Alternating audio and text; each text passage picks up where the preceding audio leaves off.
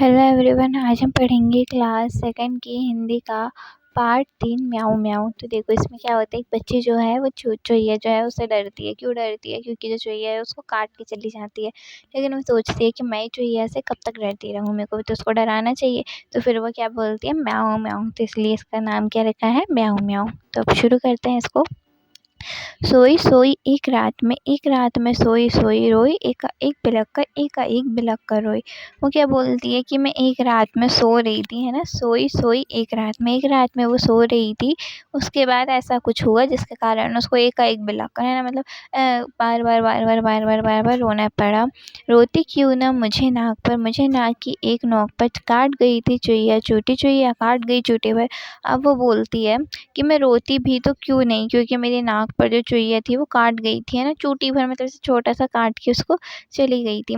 सचमुच बहुत डरी चुहिया से सच बहुत डरी मैं, खड़े देख कर चुहिया को मैं लगी काँपने घड़ी घड़ी में। तो वो बोलती है कि अब भैया जब से उसको चुहिया ने काट लिया था तब से उसको बहुत डर लगने लगा था। तो उससे बहुत डरने लगी थी। वो बोलती थी कि अगर चुहिया को मैं देखती भी थी तो घड़ी घड़ी ऐसा काँपने लगते खड़े खड़े, वैसे वो काँपने लगती थी।